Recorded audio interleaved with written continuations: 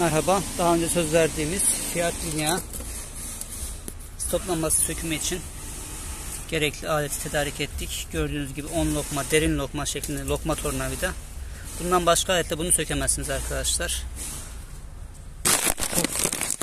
Şöyle koyalım. Burada gördüğünüz gibi 3 tane nokta var. 3 noktadan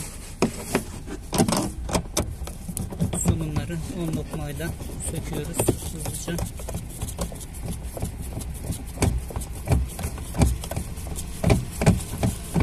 Somunlar sanıyorum contalı somun, gevşemesin diye biraz zor dönüyor. Söktüğünüz parçaları şu şekilde, evet, içi contalı somun, gevşemeye karşı pullu ve contalı somun. Kaybetmeyeceğiniz bir yere koyun. İkincisi burada, üçüncüsü de üst tarafta. Bu ikisini iyi kötü anahtarla sökmeniz mümkün ama üçüncüsü çok derin bir noktada olduğu için bunu mutlaka lokma tornavida, cırcır ve benzeri derin lokma olmadan sökemezsiniz.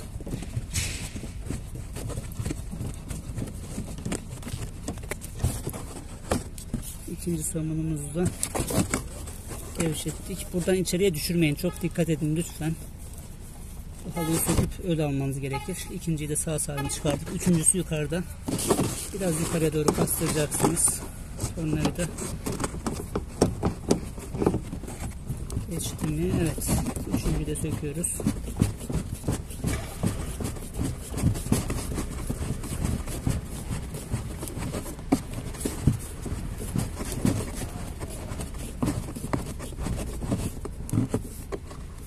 Videolardan faydalanmak için kanalımıza abone olunuz. Hemen hemen her alanda, sadece araçla ilgili değil, bildiklerimizi paylaşıyoruz.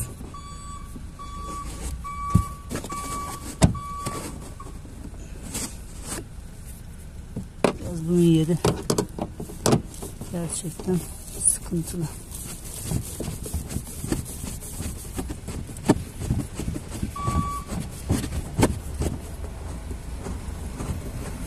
Yakınlarınıza da paylaş düğmesiyle aşağıdan WhatsApp'tan veya diğer sosyal medyadan paylaşabilirsiniz videonun linkini. Kanala abone olup bildirim açarsanız memnun olurum. Üçüncüyü de çıkardık.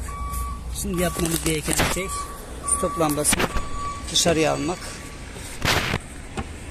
Tabii şu tarafta genelde bir tane geçme yeri olur. Evet. Stop lambamızı dışarı aldık. Bu da kırmamak için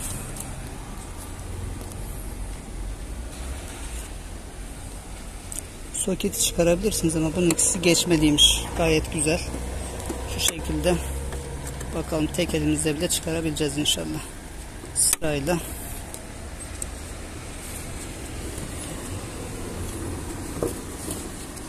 tırnaklarını açıp dışarıya doğru çekiyoruz. Şu bir, alttan başladık. Şu iki,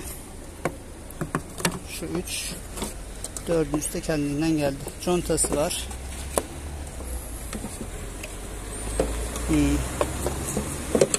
Bizim çalışmayan şu park lambası. Sonunda patlamış, tamamen geçmiş, evet. Biraz bastırıp aşağı doğru bastırıp sola doğru çevirip çıkarıyorsunuz. Tırnakları düz tırnak. Muhtemelen 5 wattlık standart park ampulü. Açmışken diğerlerine bakalım. Bunlarda bir sıkıntı yok. Sinyalimiz düzgün. Herhalde şurada sis mi artık? Hemen yeni bir ampul bulup devam edelim.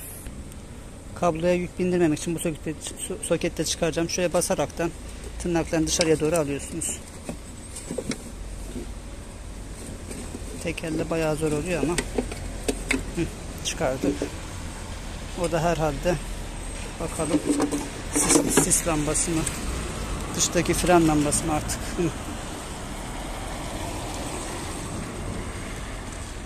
Bunları bir kontrol edelim.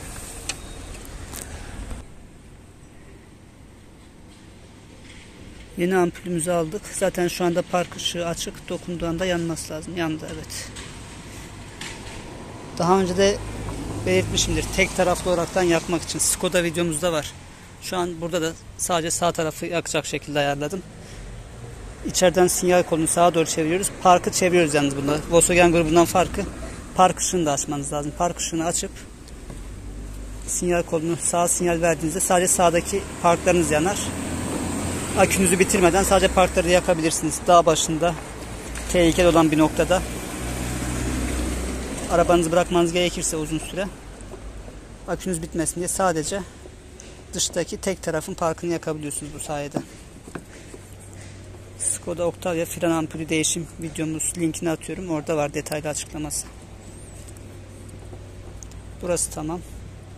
Şunu da bir tozunu alalım. İşlem tamamdır. Şimdi toplayacağız. Abi bir tutasın sana zahmet bunu. Alttan tut. Tamam. Şu soket buraya.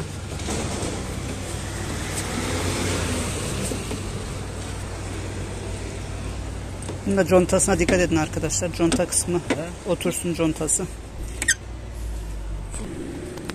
Dıştakinin kablosu dışa gelecek şekilde arkadaşlar. Yerine yerleştirdik. Sonrasında hizalayıp geçme yerlerini şu şekilde yerleştirdik. İçeriden gördüğünüz 3 tane sonunu sıktığımız zaman dengeli sıkın. Hepsini tek sefere değil dönüşümlü olarak sıkın. İşlem tamamlanmıştır. Vaktinizi almamak için vidaların hepsini sıktım. Daha sonrasında videoya devam ediyorum. 3 noktada tamam. Kapakları kapatalım. Umuyorum faydalı olmuştur. Yorum, beğeni, paylaşım ve takibiniz için teşekkür ediyorum.